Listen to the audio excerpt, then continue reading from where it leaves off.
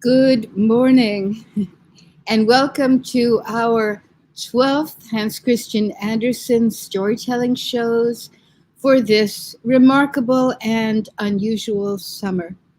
Today we have two wonderful storytellers, and they are going to start by telling Hans Christian Andersen stories, probably in a way you've never heard it before.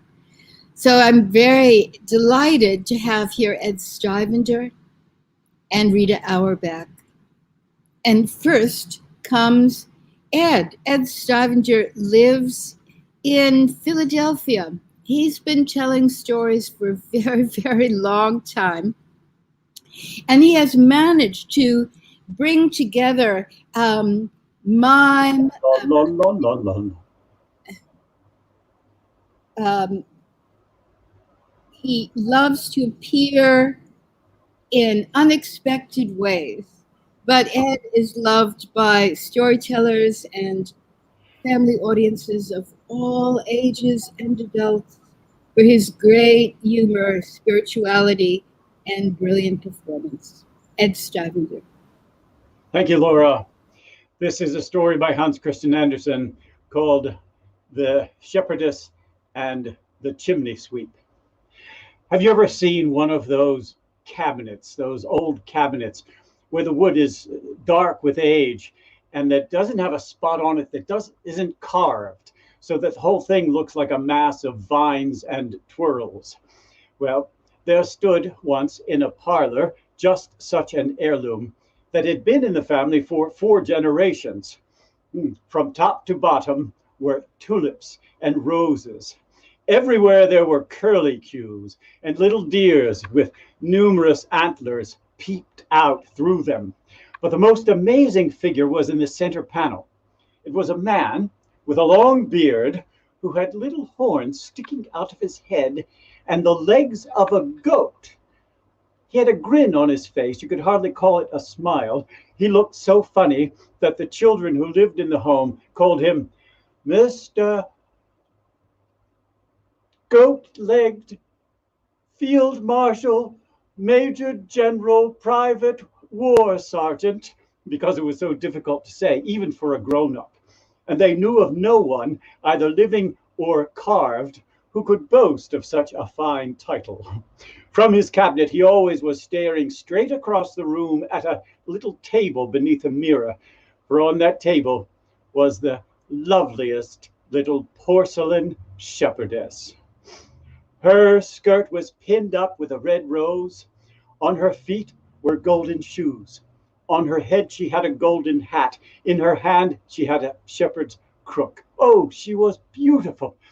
Next to her stood a little chimney sweep, and he was as black as coal, except for his face, which was as pink and as white as hers. Somehow this was wrong. He ought to have had at least a smudge of coal or soot on his cheek or on his nose, but he was of porcelain too, and his profession was make-believe. He might just as well have been a prince. They were always standing close together, for that was the way they had always been placed, and so they thought it natural that they be engaged. They had much in common. Both were young, both were made of the same clay, both were breakable. Near them on the table stood another figure who was 3 times as big as they. It was a Chinese mandarin, and he knew how to nod. He was of porcelain too, and he insisted that he was the shepherdess's grandfather. He couldn't really prove that he was in any relation with her at all, but he always behaved as if he had as much right over her as her parents. And he demanded that she obey him. Now, Mr. Goat-legged Field Marshal, Major General, Private War Sergeant, had asked for the shepherdess's hand in marriage, and the Chinese mandarin had nodded. You will have a husband who I am almost certain is made of mahogany. You will be called Mrs. Goat-Legged Field Marshal Major General Private War Sergeant. He has a whole cabinet full of silverware, plus all of the things that he has hidden in the secret compartments. I don't want to live in a dark cabinet, wailed the little shepherdess. They say he has 11 porcelain wives in there already. Then you shall be number 12. And tonight, as soon as the cabinet creaks, there will be a wedding, my dear, and that is as certain as it is that I am Chinese. And he nodded his head up and down until he fell asleep. Poor little shepherdess wept and wept. Then she looked up at her beloved, the chimney sweep. I beg you to go out with me into the wide world. We cannot stay here. I do anything you ask, he said. Let us go at once. I must be able to prove my existence in my profession. Oh, how I wish we were down on the floor already. I cannot feel safe until we are out into the wide world. He consoled her as best he could, and he showed her where to put her little porcelain feet on the carved edges of the table and on the leaves of the gilded vines that wound round its legs. He used his ladder, and soon they were at the bottom of the table and on the floor. But then they looked up at the cabinet, which was in an uproar. All the deers were waving their antlers in fury. Mr. Goat-Legged Field Marshal Major General Private War Sergeant was jumping up and down. They're eloping! They're eloping! He shouted as loud as he could over to the Chinese Mandarin. A drawer in the wall, a little above the floor, was luckily opened, and into it ran the porcelain lovers. There were 4 or 5 incomplete decks of cards, as well as a puppet theater. The puppets were having a play. In the front row of the audience sat all the queens, hearts, clubs, diamonds, spade, fanning themselves with their tulips.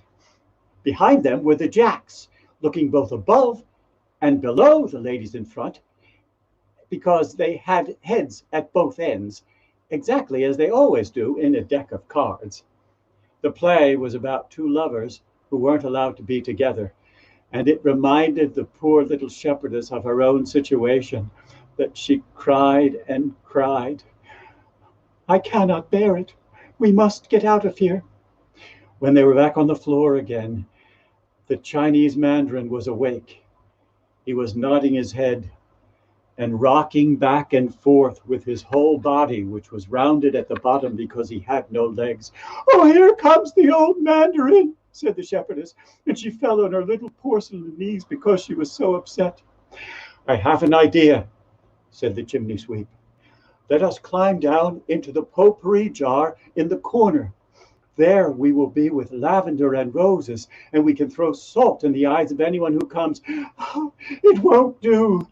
The potpourri jar and the Chinese Mandarin were once engaged. It was a long time ago now, but there always remains a certain amount of affection for the lovers of one's youth. No, we have no choice. We must go out into the wide world. But you realize what that means? Have you thought about how wide the world is and how we may never return? I have, she said determinedly. The chimney sweep looked at her steadfastly. The only way I know how to get out is through the chimney. Have you the courage to climb into the belly of the stove and crawl up through the flue into the chimney? From there on it is upward, ever upward, until we come to the opening, and then we will be out in the wide world. He led her over to the stove, opened the door. "Oh, how dark it is," she said. But she followed him into the belly of the stove and crawled with him up the flue, although it was quite dark. "Now we are in the chimney. Look up, and you will see a star." It was true. Shining above them through the darkness, as if it wished to guide them on their way, was a star. They climbed, they crawled. It was a difficult journey. The chimney sweep hoisted and held on to the shepherdess, showing her where to put her little porcelain feet. At last they were at the top, and they sat on the edge of the chimney. They were exhausted and had every right to be. Above them was the star-filled sky. Below them, all the roofs of the city. They could see far and wide out into the world.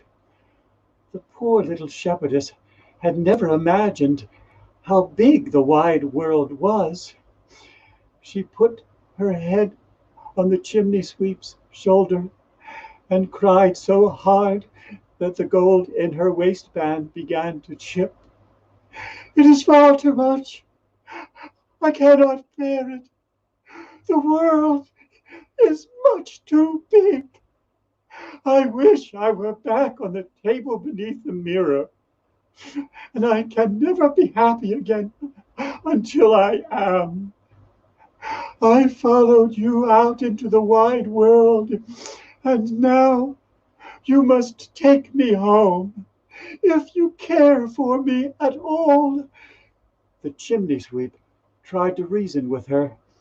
He talked about the Chinese Mandarin and Mr. Goat-legged Field Marshal, Major General, Private War Sergeant, but that just made her cry all the more.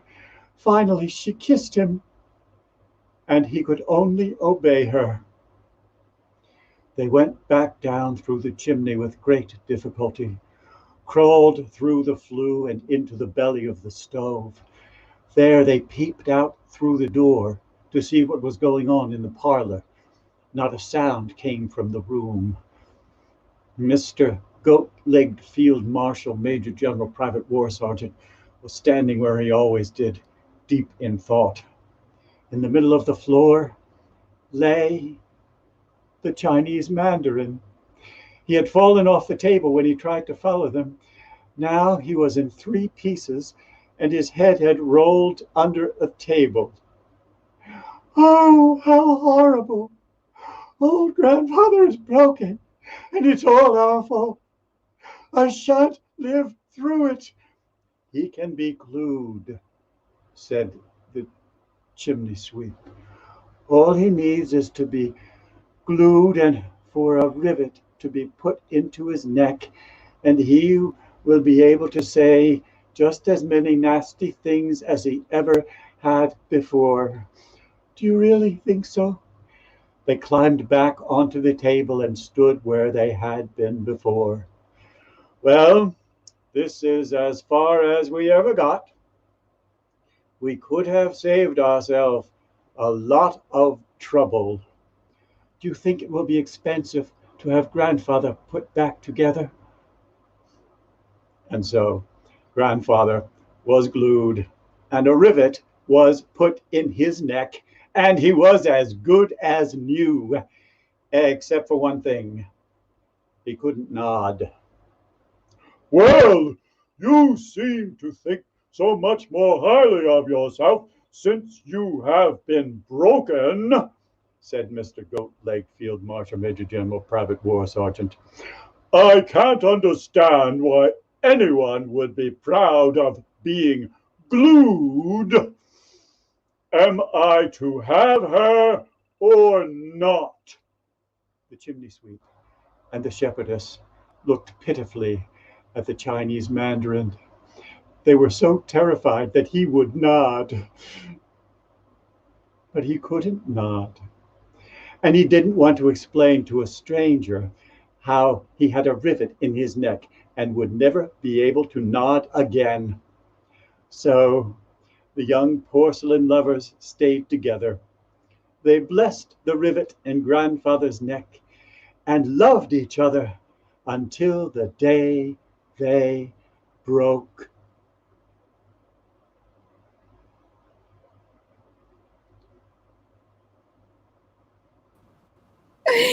Who knew that a rivet can save the world Exactly. from lack of love? Oh my God, that was so incredible. I think Andersen must have wrote that story for you to tell. I think he might have. Yes, I think he might have. You do more than you have. God, that was wonderful, Ed.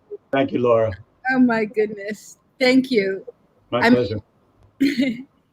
You can see everyone's enjoying it, and it's almost your birthday. So please don't break. Here's all the wonderful people who are joining us from all over the United States and from India. It's really wonderful to have you here.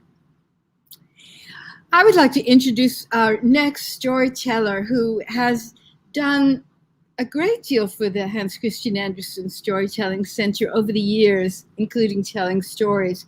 But for children's literature in general, Rita Auerbach has been a heroine and advocate for books and storytelling and stories and children and imagination. So it's a great pleasure to introduce Rita telling another totally classical and wonderful Andersen story. Welcome, Rita. Thank you, Laura. I would like to tell the Wild Swans, one of my favorite Andersen stories. Far, far away, where the swallows go when we have winter, there lived a king who had 11 sons and one daughter, Elisa. The 11 sons were all princes, and Elisa was a princess, and they had a wonderful life. But it was not to last, because the king married a powerful and evil queen, and she had no love for the king's children. The queen sent Elisa off to the countryside to live among peasants on a farm. And she told the king such horrible things about his sons that he stopped caring for them. And the queen put a curse on the sons. Fly, she cried, fly away as voiceless birds. But there was a limit to the queen's powers. And the 11 princes were turned into 11 swans. And with a strange cry, they flew off through the window of the castle, off over the fields toward the forest. When they passed the farm where Elisa was living, they flew low, circling over the farmhouse, craning their necks, trying to catch a glimpse of Elisa. But it was early in the morning. No one was awake. No one heard them, and they flew off toward the sea. When Elisa was 15, she was brought back to the palace. And when the queen saw how beautiful she had grown, the queen's heart was filled with envy, and she was determined to destroy Elisa. Early one morning, she drew a bath in the marble bathroom, and there she carried 3 toads. She kissed the first toad. Hop onto Elisa's head, she said to the toad, so that she may be as lazy as you are. And then she kissed the second toad. Touch Elisa's forehead, she said, so that she will be as ugly as you are. And then she kissed the third toad. Touch Elisa's heart, she had said, so that she will be as evil as you are. And then she dropped the toads into the bath, and the water turned an odd green color. And she told Elisa to get into the bath. When Elisa stepped into the bathtub, the first toad hopped onto her head. The second touched her forehead, and the third touched Elisa's heart. But when Elisa stepped out of the bathtub, there in the bath water lay 3 red roses. For Elisa was so kind, so innocent, that the queen's evil magic could not hurt her. But when the queen saw this, she was furious, and she rubbed an evil-smelling salve on Elisa's face, and she filtered ashes and dirt through Elisa's hair. And when the king saw her, he did not recognize his daughter. "She is not my Elisa," he cried. And Elisa was devastated by the king's rejection. Not knowing what to do, she slipped out of the palace and she ran off through the fields toward the forest. All she knew was that she needed to find her brothers. But as Elisa stumbled through the forest, she met an old woman carrying a basket filled with berries. The old woman offered Elisa some of the berries, and Elisa thanked her. And she asked her if she had ever seen 11 princes riding through the forest. "Princes? No," said the old woman. "No, never princes. But I have seen 11 wild swans, each one wearing a golden crown. I have seen them gathering in a stream near here. Come, I will show you." And she led Elisa to the stream. Elisa thanked the old woman, and she followed the stream until it emptied out into the sea. And there Elisa stopped. She could go no farther. What was she to do? She was no closer to finding her brothers. She sat down on the shoreline and looked down. And there she saw that the shoreline was covered with tiny round stones, each one a perfect round ball. And she realized that those stones had been ground to perfection by the waves of the sea. The water in the waves was softer even than Elisa's delicate hands. But the waves worked untiringly, grinding stone and iron and glass. And Elisa knew that she would have to be as untiring as the waves if she was ever to find her brothers. She sat there, staring at the waves, wondering what she should do next, when there in the sky she saw 11 swans flying overhead, each one with a golden crown, like the old woman had described. Like a great white string carried across the sky, they flew one after the other. And as the sun started to set, they landed before her, still flapping their great white wings. And when the sun disappeared behind the horizon, the 11 swans turned into 11 handsome princes, Elisa's brothers. They had grown and changed in the years since she had last seen them, but she recognized them immediately, and they recognized her. They flew into each other's arms, laughing and crying, exchanging stories of the evil deeds of their wicked stepmother. The oldest brother explained to Elisa that they had been cursed by the stepmother. And during the day, they flew through the sky as swans. But when the sun set and night came on, they regained their human form. And they must be careful never to be high among the clouds when the sun set, for then they would become human again and would fall to their death like any other human being. We no longer live here in this country, they explained.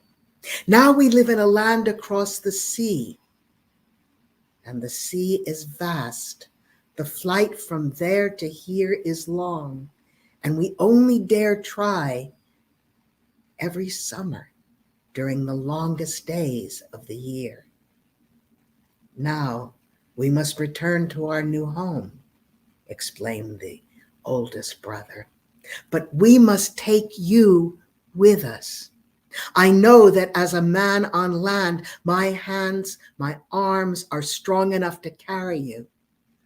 Perhaps all of us together, all of our swan's wings will be strong enough to carry you back to our new home when we fly. And so they stayed up all night, weaving a net of reeds and willow branches. And when sunrise approached, Elisa lay down in the net. And when the sun rose above the horizon, they picked up the net in their beaks and they started flying toward their new home, carrying Elisa. They flew as fast as they could, their wings beating harder and harder and harder. They could have flown faster if they were not carrying Elisa. And as the day wore on, no land was in sight. Could they fly fast enough carrying their sister? Would Elisa be the cause of her brother's deaths? But just as the sun was heading down toward the sea, they sighted land, and just in time, the brothers landed, still carrying Elisa in the net. As night fell, they regained their human form, and they showed Elisa to a cave where she might sleep. Elisa lay down and she slept, and as she slept, she dreamed. And in her dream, a beautiful young fairy appeared to her. And although the fairy was young, she looked remarkably like the old woman that Elisa had met in the forest. The fairy explained to Elisa that she could end the curse on her brothers, but only if she worked courageously and untiringly. "Look at the nettle I have in my hand," said the fairy.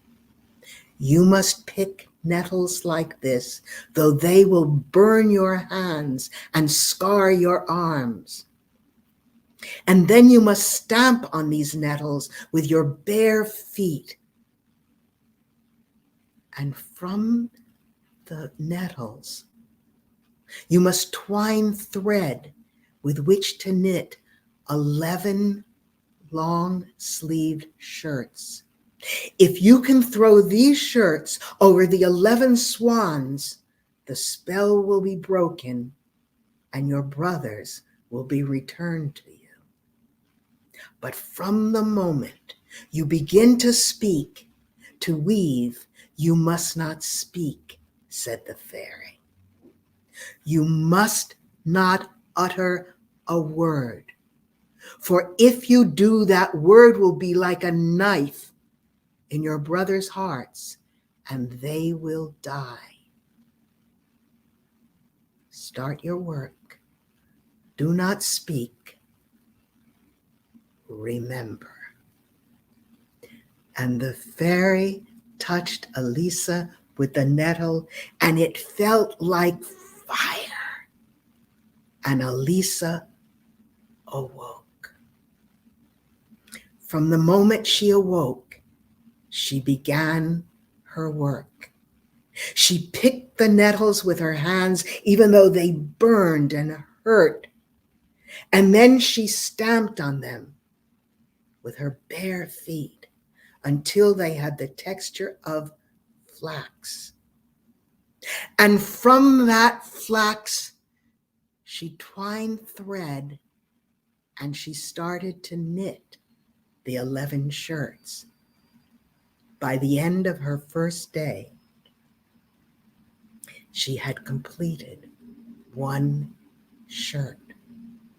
When her brothers returned to the cave and Elisa would not speak, they were at first afraid that the wicked stepmother had cast a spell on her as well. But soon they saw that she worked for their benefit, and they allowed her to continue this strange enterprise. The next day, as Elisa sat outside the cave knitting the 2nd shirt, she heard the sound of hunters' horns. Worried, she bundled up her nettles, her thread, her completed shirt, and she hid in the cave. Soon, she heard the barking of dogs as the hunters gathered around the entrance to her cave. The most handsome of all of the hunters was the king of that country. And when she saw Elisa hiding in the cave, he reached out his hand to her. Please, he said, why are you hiding there? Charmed by her beauty, he offered her the chance to come back with him to the royal palace. Come, he said, I will help you. Do not be afraid. And he gathered her up and put her on his horse. Elisa was afraid to leave the cave. There were the nettles, there was the shirt, and she struggled to get away, but she could not. And she was forced to ride with the king back to the palace. There, he made sure that she was dressed in fine garments, and he led her to a small room where she could sleep. But when Elisa entered the room, there in that small room were her nettles, her thread, and the finished shirt. One of the hunters had found them in the cave and had brought them with him as a curiosity. And Elisa saw that the king was kind and good, and she kissed his hand. And the king announced that they would be married, that she would be queen. And Elisa was pleased by this promise, and her smile showed that she loved the king. Only the archbishop objected, for he was sure that this silent forest creature was a witch and that she had spelled the king. The king ordered that bells throughout the kingdom be rung. The wedding was held, and the archbishop was forced to crown the new queen. But every night, Elisa would slip from her marriage bed and run off to her small room where she continued to work on the shirts, knitting and praying and not speaking. All was going well, but then Elisa ran out of nettles. There was no more thread, and she knew that she would have to go to the churchyard where these nettles grew. She slipped out of the palace. No one could see her. It was night. The moon shone and lit her way, and she headed for the churchyard.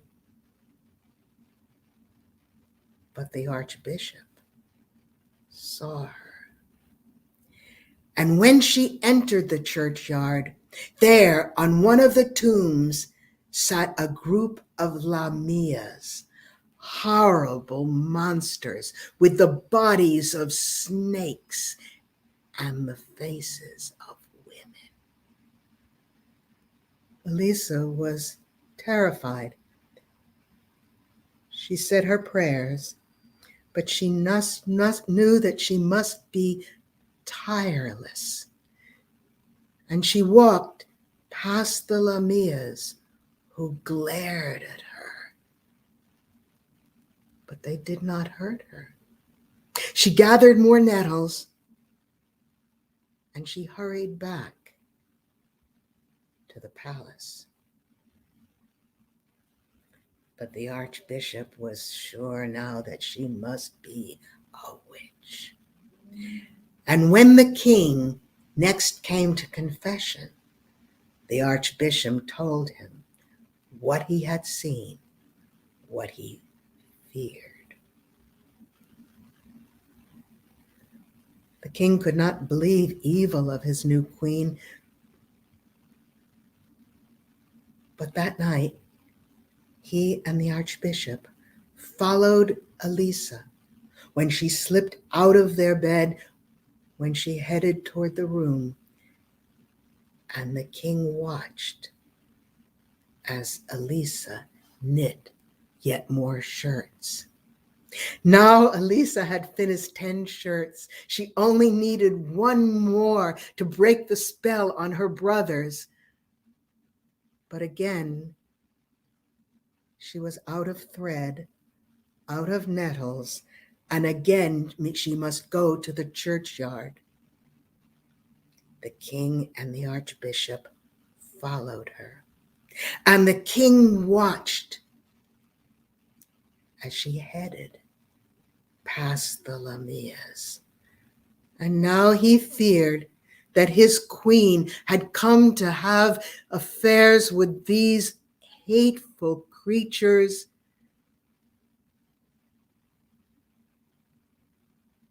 And he saw that perhaps she was a witch. Let the people judge, he declared. And the people judged, and she was convicted of witchcraft, and she was thrown into the dungeon. There in her cell, they gave her her nettles for a pillow and the shirts for cover. And she could have had no better gift, for there in her cell she worked feverishly to complete the 11th shirt. But she had been convicted, and she was going to be burned at the stake. She was grabbed from the cell. She was put in a cart, and there at her feet lay the 10 shirts and the 11th on which she worked.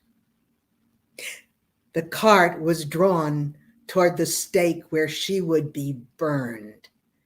And the people saw her working on the 11th shirt, and they were sure that she was a witch, and they started to grab the knitting from her hands. But as they tried to grab the knitting from her hands, 11 swans flew from the sky and landed on the rims of the cart, beating their wings and driving the people away.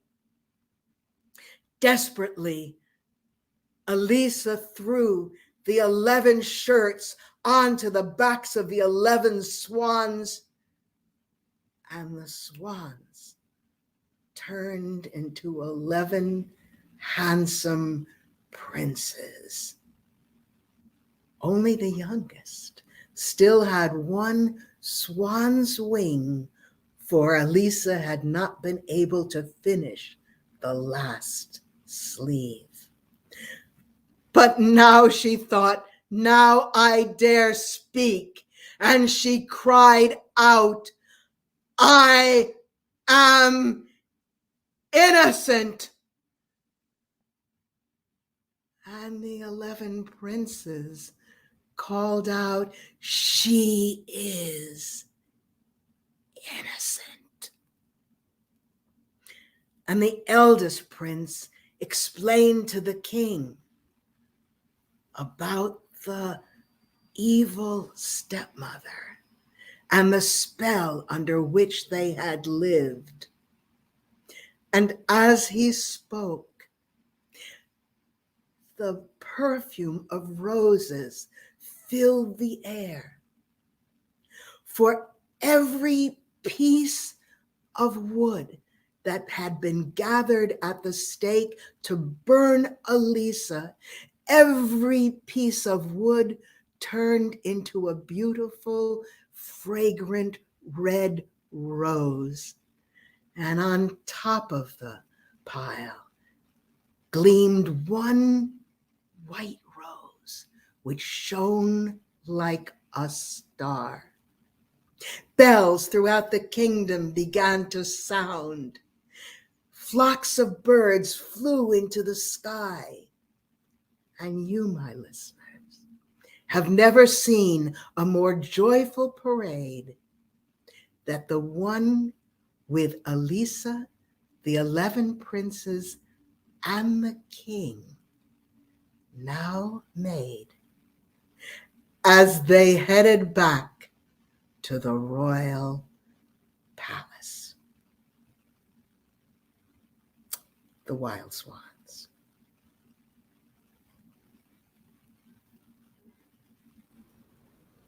So beautiful, I could cry. My wish for every person would be to hear that story and how you told it today. I feel washed. I feel completely refreshed by the beauty of your telling and that story.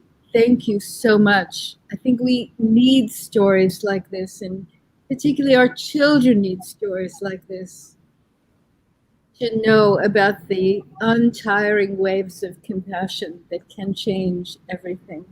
Thank you. Thank you, Laura. It's a privilege to be here with you and Ed. Well, it's a privilege to have you and Ed here. And on that, we're going to bring Ed back. And just to close today, here he is, the man in front of the red screen with a big heart. Thank you, Ed. Rita, what a wonderful story that was. It's a little bit humbling to follow such perfection on your part. Thank you very much, Rita.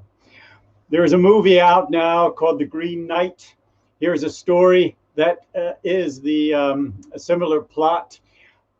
It's almost a chestnut in the storytelling world. I owe a debt of gratitude to Gioia Timpanelli and to Gwenda Ledbetter and to Heather Forrest and most recently Megan Wells for this story of Sir Gawain, the Green Knight, and the Lady Ragnell. King Arthur was riding back toward Camelot It was almost Christmas, and it was his custom at the Christmas season to meet with the knights of the Round Table, around that great table, and there to tell the stories of what had happened in the year before, what dragon they had slain, what Turkish knight they had vanquished, what damsel in distress they had rescued. Arthur had sent his squire on ahead to warn the castle of his homecoming. As he neared the glen by the green chapel, a place thought to be inhabited by demons and wizards, he heard his name called out. Arthur, King of the Britons! He peered into the glen, but could see no shape of any mortal man. Again the voice, Arthur, King of the Britons! He dismounted, walked into the glen, and as his eyes became accustomed to the light, there he saw a giant of a knight, 3 times the size of a normal man, clad all in armor, green armor, from his helmet to his shoes, and in one hand the great knight held an axe, the blade of which was an ell-rod long and sharp as any razor. Arthur, if thou art as brave as thy brave knights say, thou wilt stand against me in some Christmas sport. What sport is that, Sir Knight? The beheading game. 1 strike apiece, and you may strike the first blow. The knight handed the axe to Arthur. Then the knight knelt upon the ground, took his helmet off his head, bared his neck, leaned over. Arthur, his honor at stake, took the axe, brought it down upon the knight's neck with such force that the head severed from the body and rolled across the glen, but the body did not fall. Instead, it picked itself up, dusted itself off, walked over to its grisly head, placed it back upon its grisly shoulders, and laughed a grisly laugh. Ha ha ha ha ha ha! My turn. Now the great knight held the axe.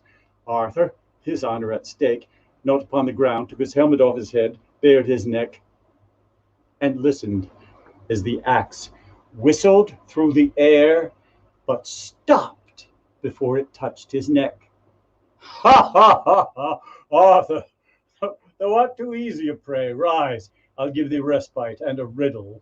If thou canst solve the riddle in a year, I'll spare thy life. If thou canst not, I'll have thy head. What is thy riddle, Sir Knight? The riddle is this. Of all that can be won or lost, what does a woman want most? Arthur remounted his steed and rode towards Camelot. When the sentry spied him, he sounded the trumpet, and all of the knights and ladies of the court came to the tops of the parapets and cheered the king's homecoming. Across the drawbridge, Arthur stabled the horse, then went into the room of the Round Table, where every knight wanted to tell their story, and so they did. What dragon they had slain, what Turkish knight they had vanquished, what damsel in distress they had rescued. When it came round to Arthur, he too told the story of meeting the strange knight in the glen. And now, ladies of the court, I need your help with this riddle. Of all that can be won or lost, what does a woman want most? First he turned to Guinevere, his wife. The queen looked at Arthur and said, Oh, my liege lord, there is nothing that I would want except what you would have for me. This was a very long time ago. Each of the married women gave that self-same answer, that they would want nothing except what their husband had for them. When it came to the unattached women, they had more creative answers. Some said land, some said a decent castle, some said jewels, some said Sir Gawain, for Sir Gawain was the handsomest and noblest of all of Arthur's knights. And yet, when it come round to Arthur, he knew that he did not have the answer to the riddle, for his heart did not burn within him as he knew it would. And so he said, I shall go throughout my kingdoms, England, Wales, Ireland, Brittany, and ask every woman that I meet the answer to the riddle, till I find the one that burns my heart within me. And so he went from village to place, to hamlet to castle, asking every woman that he met the answer to the riddle, and still it was with a heavy heart that he returned a year later to the glen by the green chapel. As he approached the glen, he heard his name called out in a different voice. Arthur, King of the Britons. He turned, and there, sitting below a tree, was the most disgusting hag he had ever seen. Her hair was all matted. Spiders ran in and out of it. Instead of teeth, she had two tusks, one that went down, one that went up. Her clothing stuck to her skin from the running sores thereon. The stench of the woman was worse than any stable house, and there was liquid dripping from every opening in her face. Arthur, hast thou got the answer to thy riddle? No, I've asked almost every woman in the kingdom, but I still do not have the one that burns my heart within me. If I give thee the answer, Arthur, wilt thou give me whatever it is I ask? Yes, lady, if you can spare my life, I will give you whatever it is you ask. Very well, Arthur. The answer is this. Of all that can be won or lost, what a woman wants most is sovereignty, the right to decide for herself, to choose her own destiny, to be under the will of no one but that of God. When Arthur heard this answer, his heart blazed within him. He entered the glen by the green chapel where the knight was waiting. Arthur, hast thou got the answer to my riddle? Of all that can be won or lost, what a woman wants most is sovereignty, the right to decide for herself, to choose her own destiny, to be under the will of no one but that of God. When the Green Knight heard this answer, he cried a grisly cry and disappeared in a puff of smoke. Arthur remounted his steed and began to ride towards Camelot, when he heard behind him, Arthur, art thou not forgetting something? Arthur wheeled the horse about, went back to the disgusting hag, dismounted, lifted her upon the threshold of the saddle, and taking the bridle in his hand, as though he were a common squire, Arthur, king of all the Britons, walked to Camelot. When the sentry spied him, he sounded the trumpet, and all of the knights and ladies of the court came to the tops of the parapets and cheered the king's homecoming. But their cheers turned to cries of dismay when they saw the unseemly guest.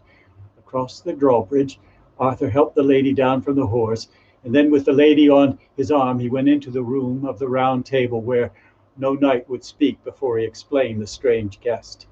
And he did so, explaining how the woman had saved his life that very day. Now, lady, I have promised to give you whatever it is you ask. What might that be? I would like Sir Gawain for my husband. 3 of the young women fainted dead away. Sir Gawain, handsomest and noblest of all the knights, rose from his chair, walked round to the lady, took her hand. Lady, it would be my honor if you would be my bride. Oh, Gawain, the pleasure will be mine. And so that very afternoon, Sir Gawain, handsomest and noblest of all the knights, and the hag Ragnell were married. And so it was, as the sun was setting, he led his lady up the staircase to the bridal chamber, lifted her across the threshold, placed her on the bed, turned round to close the door, and when he faced the bed again, the disgusting hag was gone, and in her place a woman more beautiful than Gawain had ever seen. What magic is this? 'Tis a strange magic, my lord. Where is my wife? I am your wife. No, the hag, the Lady Ragnell is my wife. Gawain, I am the Lady Ragnell. I have been cast under a spell. Half the time I am as you saw me today, a disgusting hag. The other half the time I am as I truly am, as you see me now. Now, Gawain, which would you rather have? A wife disgusting in the day and beautiful at night, or beautiful in the day and disgusting at night? Gawain searched his heart, and when he had decided, he faced the woman and said, Lady, I choose that You decide for yourself. When he had said this, the woman's face broke into a smile. Tears came running down her cheeks. Gawain, thou hast done it. Thou hast given me what every woman wants most, the sovereignty, the right to decide her own destiny, to be under the will of no one but that of God. You have broken the spell. And indeed, the spell was broken, and hag she was no more. That night, the couple lent their sovereignty to one another. And if the English language had words to describe the joy and ecstasy of that night, this story would be much longer. But, alas.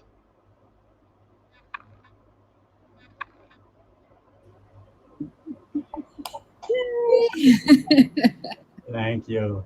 Oh, I could listen to you tell that story 100 times. And you may have already. Thank you, Laura. Not enough. Thank you. Wonderful. What a wonderful story. Again, we need these stories. I'm not going to spend any time. I want to bring back Rita and invite our Wizard of Oz and technology, Simon Brooks, to join us. And so we could have a conversation. I was just wondering, Ed, both of these stories, in order for something significant to happen, a man had to lose his head. Exactly, and both of them, that is exactly right.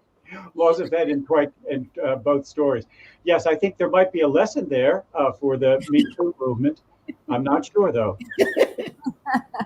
In fact, it was that first story about the shepherdess. It's such a non-woke story that I was tempted to try to soften it. The fact that she kissed him and he had to obey her and those things. I was tempted to try to soften it for modern audiences, but I think I owed it to Hans Christian Andersen to just do it the way he had it down, and so that's what I did. Yes. And then again, if anybody is talking about woke, you can always say they were porcelain and they were made at a certain period, and so it goes. Yes. But Yes. And also, your telling of the Wild Swans was so incredibly beautiful. I felt as if you lived every moment of it, not only for yourself, but with a joy that you were telling it to us. Oh, well, thank you. It's a joy to tell. And the ending of the Wild Swans, when the 12 come back to save her life, it's so cinematic. It was just lovely. Your pacing is brilliant. Yeah, I was going to mention the pacing. The pacing was phenomenal. It was such a great story, Rita, and Thank Ed, yours as well. I shall echo what Carmen Didi said. Impish is definitely the word. Brilliant storytelling, both of you. But both of you had this quality of like telling the story as if as if you were remembering it, not remembering words, but actually it was so visual. My mind was so deeply, my imagination and my heart were so deeply satisfied. It was really, and great to hear you both back to back. Just beautiful. Yeah, thank you. I mean, we need all these stories now, and we need storytellers who are so selfless and delighted in the telling. Real mischief, the needed mischief of the world. Yeah. Thank you. Thank you. So I just want to point out two things. And one, that a lot of the quality that we have in this telling, what makes it possible beside these great storytellers, is Simon, who works tirelessly to make sure that the technology works as best it can for this storytelling and this sort of mediated medium. And the second is that we really want to continue bringing these amazing stories into the schools this fall, when our children who are living through such a difficult time could really have their imaginations really enlivened. And they've been so alone, and they may not be able to reach across and touch each other, but their hearts and their ability to sense each other and embrace each other through mind and heart will be so enlivened by these stories. So if anybody can afford to donate, we would really love that.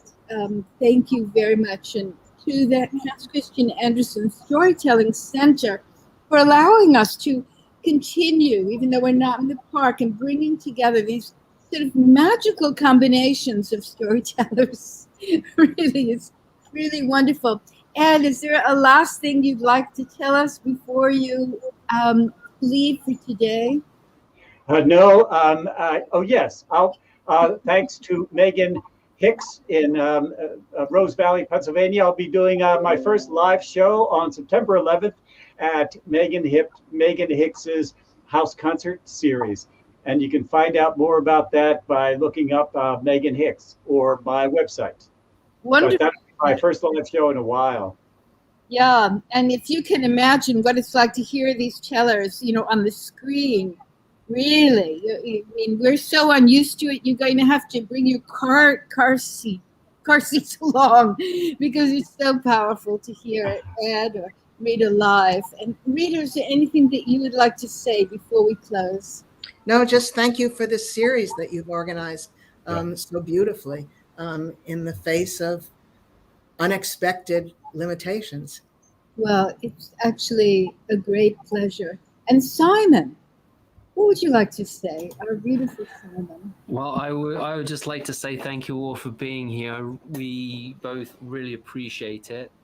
We very much appreciate the storytellers who have shared their massive talents, not just Rita and Ed this morning, but also all the other tellers that we have had prior to this, and the storytellers that we're going to have after this, because the concert series continues.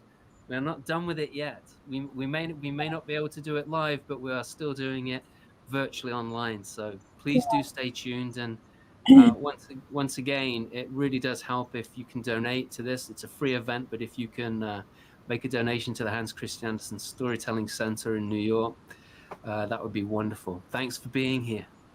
Just a reminder that because of the uncertainty of the Delta variant and our commitment to keeping everyone safe and healthy in this time of getting vaccinated and continuing to take precautions so we can all together overcome this virus, we're going to be online through September, so please stay with us. Tell your friends. We believe in word of mouth. Call people up. Tell them to join us. Have a picnic brunch afterwards with your best friends online. Anyway, thank you all very much. Thank you so much, Ed Stivender. Thank you. Website, and he's all over the web. And Rita Auerbach, thank you for all you do for literature for children and for this center. The one thing I do miss this summer is looking out every week and seeing you sitting in the first row with all the children listening. Me too. Love to you both. See you all next week. Bye. Thanks, Laura. Thanks, Simon. Thanks, Rita. Thank you.